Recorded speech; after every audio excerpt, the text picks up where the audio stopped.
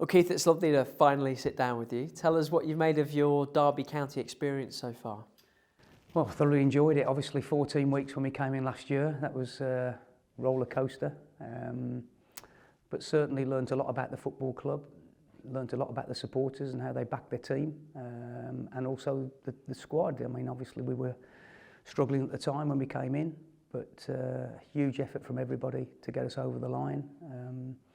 Obviously the staff and the players, we got together pretty well and made sure that we made ourselves really competitive and hard to play against and ground out some really good results. So happy to be in the position we're in at the moment, but now we've obviously got to kick on and try and improve that squad and improve the results. What did John Eustace tell you about the club, and has it lived up to those expectations so far? Well, the big thing is about the passion of the football club and how the supporters and everybody connected to the club has got huge history, a great place to work, good people within the building, and just needed a bit of help. Obviously we needed to get over the line, so we were really keen to come, and happy we did. Obviously the end result was excellent, but the first few weeks were difficult. We had to get to know the team, get to know what the players could and couldn't do, their capabilities. But I think obviously with the 4 experienced guys we brought in, although they didn't kick a ball very much, Eric Peters, Kamal Roof, Jeff Hendricks and Waggy, they were really special to the group, and they were good in terms of the daily environment. And I think what John wants is competitive every game, every training session, healthy environment, educated, working hard every day. And those 4 certainly improved the level. Although they didn't play, they certainly made a big effort.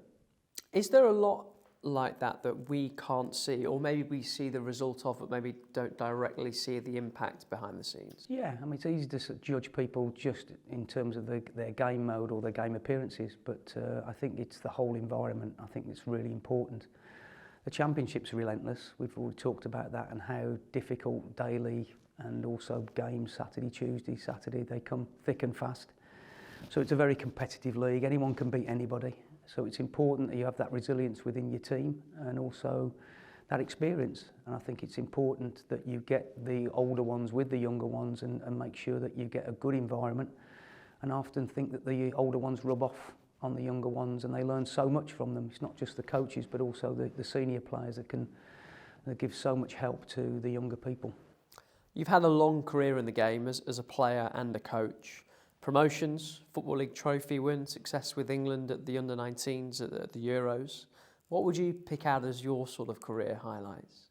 Well, I think it's nearly 50 years of it, so I'm 60 this year, so that was a bit frightening. But what have I picked out of it? Well, the game's evolved, the game has changed quite a bit. There's a lot of new terminology, lots of sports science involved in it all. But for me, it's about experience the feel, about what players like and dislike. It's about helping the staff, advising the manager, trying to give him support. From all of my experiences, some good and some bad. So I'm here probably as the older sort of wise, old experienced guy that sort of tries to calm things down when it gets a little bit difficult. Try and give my value and my support to everybody I can. So yeah, I mean, I've gone from a variety of sort of developing youngsters to managing football clubs to helping first team. My last 3 or 4 appointments have been to help younger coaches, younger experienced coaches like John and Dean Holden and Stephen Schumacher. So that my role has changed a little bit over the last 5 years or so. And I no longer lead too much. I tend to be just behind the scenes. I'm not very comfortable with this sort of interviewing. I'd rather support behind it really quietly and give the best I can do behind the scenes, but happy to help. And yeah, I think obviously an all-round 50 years is trying to give my experiences, good and bad, to the guys that are doing it now. Here with John as part of his staff, when did you first come across him, and when and how did that working relationship develop? I first met John just prior to the Birmingham. He was just finishing his QPR coaching stint, so we had a chat and a cup of coffee and said, look, I need somebody of experience to come around, would I be interested? I'd just left Plymouth with Stephen Schumacher, just through distance alone, it was quite a way to go, so I was looking for a new role, and obviously John said, if anything comes up, would you be interested? And of course it was on our doorstep at Birmingham, so it was ideal, and it was my first year to work with John in very difficult circumstances. So that was a good experience to work with how he did and what he did, and I was really impressed the way he went about things. Very big on sort of togetherness and helping each other and creating a good environment. And Birmingham was difficult at the time because it was obviously difficult with the Chinese owners and there wasn't much money, and it was very much a place that was on the down. But he gave so much energy to the club, and it was a tremendous first year to keep the club up and then to then progress it from where it was. He has a unique talent for that, and I'm sure you'll see it at Derby at some point. The thing is with at the moment there's Derby is the building blocks and the small building blocks. You know, at the moment we're just trying to build and gradually try and improve the squad, improve the team, improve the performances.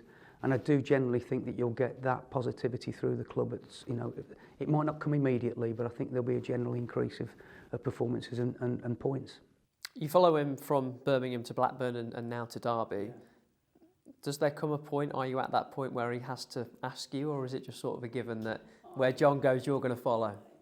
I don't know. I mean, obviously we've stayed together. I mean, I'm indebted for obviously him including me all the time because I've had 3 clubs alongside him, so must be doing something right. But no, I think there'll come a point eventually that John will go himself and lead himself, and I will obviously vacate that position. But at the moment, I think we're all working well. I think John likes the dynamics. Matt's very, very good at what he does, and then we've obviously got Jake who's coming up, who I really like. Jake, who's got lots of knowledge, lots of love of the football club, great with the development of youngsters, and a good bridging there. I think he bridges the gap there with the youngsters coming into the first team environment. So the team is good, you know. So I'm enjoying it still, and as long as I'm enjoying it, I still want to be around it. How has Jake Buxton slotted in? Because it is an established trio, like you say, and sometimes it can be difficult for a new face to move into that sort of environment? Yeah, I think just the enthusiasm that he holds, and obviously the love of the game. He's loved here everywhere you go. The supporters really appreciate him and what he's done for the football club. But he's also added so much value with his enthusiasm and also experience, the amount of games he's played, and the knowledge that he can give to our back line and our centre backs. He's always trying to help those develop their game, even the seniors, in terms of Danny Bath and Eric Peters and Matt Clark. So he's got great value to that, but also the youngsters, he's got a vested interest because he's been with them for a number of years. So you know, he's certainly in helping those as well. So he's a great addition and lots of motivation and for the club to do well. What is the bit of the job that you enjoy the most at this stage? I think working with the players on the pitch makes me feel young. Still got a massive enthusiasm for the game. The game has evolved and it's certainly changed as it's gone over the last 5-10 years, so trying to keep up to date with those sort of changes. So I know I get a great enjoyment out of it. Probably not so much the politics, I try and stay out of the politics so much, but certainly on the grass I come alive, and that's what I really get the buzz out of. Let's talk about the now. Give us your assessment of pre-season so far. Well, pre-season is obviously trying to get the players to be fully fit for the start of the season. We're obviously looking for a few extra players. That's obviously well documented. Great opportunity for the youngsters to come in front of the management team and to try and impress. So it's good for them. We're trying to build the football club, so obviously they have to have a little bit of patience who's coming in and who's going to go out. So it's just that time where we have to be, I keep using the word patient, but certainly not to panic. We need to make sure that we're ready to go for Stoke in a couple of weeks' time. I'm sure we will be. I'm sure there'll be a few additions. But having said that, if we've still got the group of lads that we've got, they'll be ready to go. They're learning and working every day. And the big thing about what John wants to be is competitive in every game. And that's the aim, to be competitive, to improve from last year and to keep building. You've got a great track record of working with younger players, especially with the England setup, and there have been a lot around in pre-season. Tell me about the impact that they've had on the group, those younger guys. Well, the enthusiasm's been good. They have embraced it really well, trying to pick up a lot of the detail and extra detail that's given to them. The game is faster for them, so they've got to adapt. They're doing that, and I think the only way they adapt is obviously being in it. and experiencing it. So we have to be patient as coaches and as staff, but they're certainly picking up things, and we're on to them every day. We've got the IDPs, the individual development plans for them, so we're constantly trying to speak to them and trying to improve them.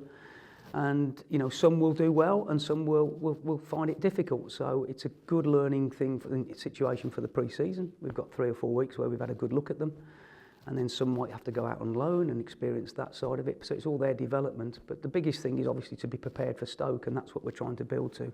And just a couple of pre-season fixtures remaining for you now. What are you looking for in these final games as you build up to opening day?